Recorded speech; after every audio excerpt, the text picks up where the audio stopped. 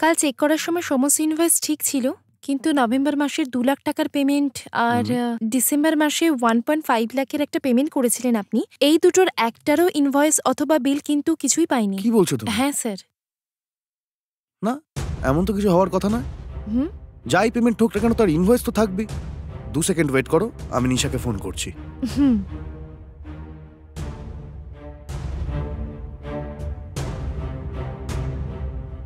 Hello sir. Hello. হ্যাঁ বলুন sir.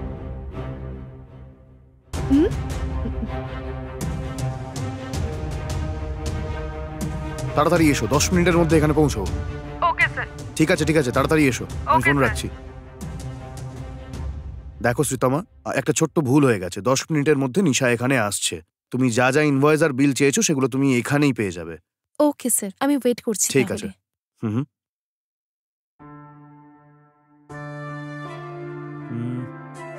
এটাই সুযোগ।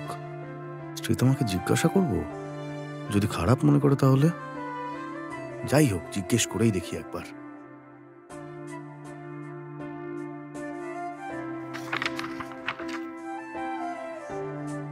শ্রীতমা, স্যার, তোমায় একটা কথা বলতে চাই, কিন্তু কিভাবে বলবো বুঝতে পারছি না। এরকম কেন ভাবছেন স্যার? বলুন না, কি বলতে চান? আসলে ওই তেমন কিছু নয়, কিভাবে শুরু করি। আমার কথাগুলো যদি তোমার খারাপ লাগে এটাই ভাবছিলাম আমি। স্যার, আপনি বললে তবেই না বুঝতে পারবো কথাটা ঠিক না ভুল। বলুন না স্যার, আমি কিছু মনে করব না। দেখো শ্রীতমা, ব্যাপারটা হলো আমি তোমাকে, হ্যাঁ মনে হয় নিশা চলে এসছে, আমি দেখে আসছি।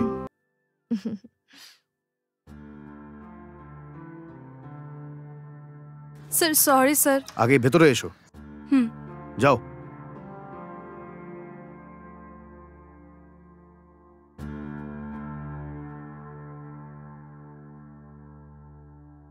নিশা, ইনভয়েসগুলো রেডি তো? স্যার সবকিছু রেডি স্যার। সরি স্যার, এই সব ইনভয়েস অ্যাকাউন্টেন্ট নীলেশ চেক করে স্যার। দেখো নিশা, কোনো অজুহাত দিও না, এই কাজগুলো তোমার কর্তব্য। সরি স্যার, ভুল হয়ে গেছে। এখন থেকে আর কোনো প্রবলেম হবে না, আমি দেখে নেব। ওকে, এটাই লাস্ট ওয়ার্নিং। এরপর যদি এগুলো হয় আমি কিন্তু মেনে নেব না, বুঝতে পারলে? না স্যার, না স্যার, কিচ্ছু মিস হবে না, আমি ঠিকভাবে সব খেয়াল রাখবো। ওই ফাইলগুলো শ্রীতমাকে দাও। তুমি একটু চেক করে দেখে নাও সব কারেক্ট আছে কিনা। ওকে। ঠিক আছে, তুমি এবার যেতে পারো। শ্রীতমা, তুমি এটা ভালো করে একবার চেক করে নাও। স্যার, আমি তাহলে এবার ঠিক অফিসে আছে, যাচ্ছি। এসো। শ্রীতমা, বসো না।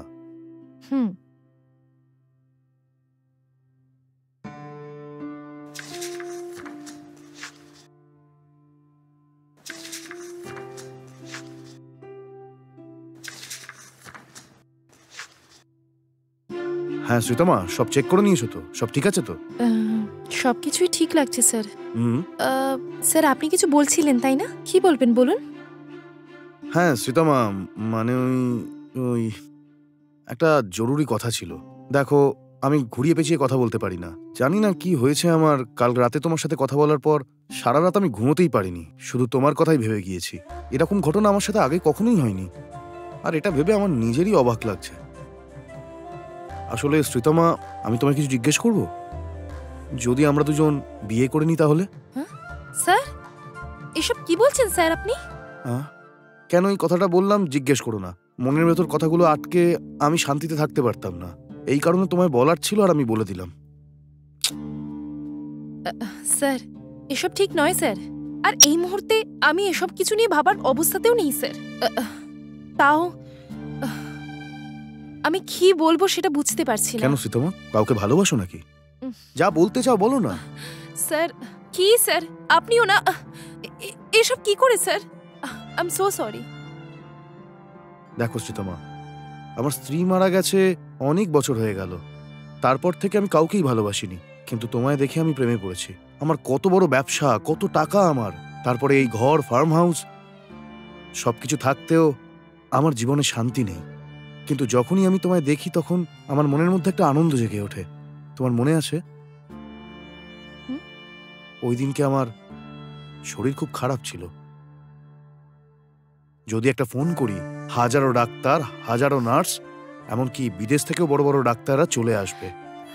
কিন্তু তুমি খুব যত্ন নিয়ে আমার সেবা করেছো, আমায় ওষুধ খাইয়েছো, আমায় খাবার খাইয়েছো, আমার খুবই যত্ন নিয়েছিলে তুমি।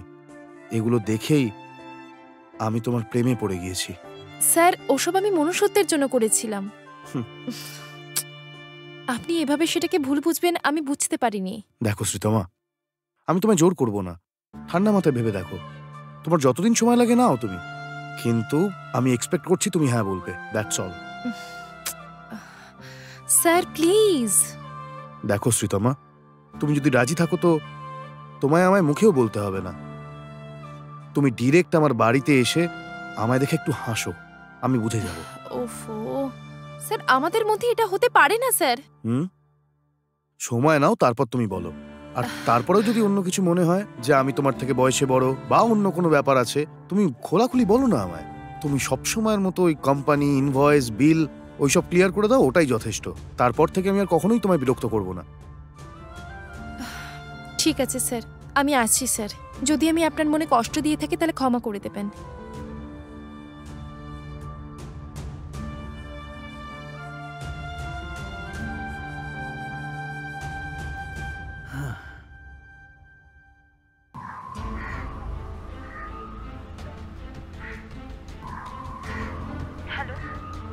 কোথায় আছো তুমি?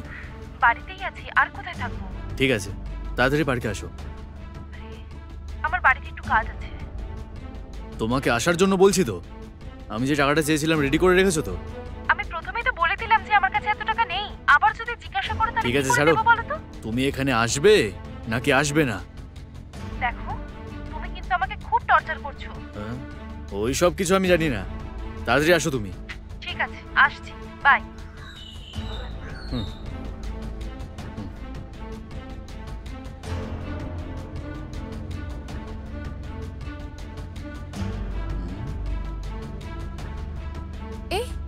পাগল হয়ে গেছো নাকি?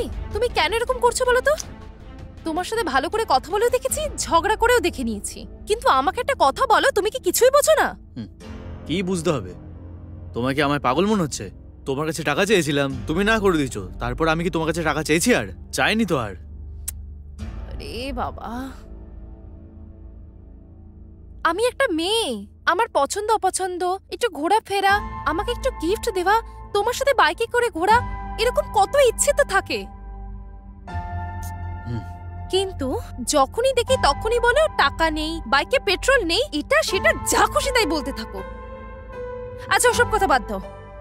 একটা যদি চাকরি পাও সেটা তো এক সপ্তাহ টিকতে পারো না। আমার থেকে 500 টাকা 1000 টাকা চেয়ে আমাকেও তুমি বিরক্ত করতে থাকো।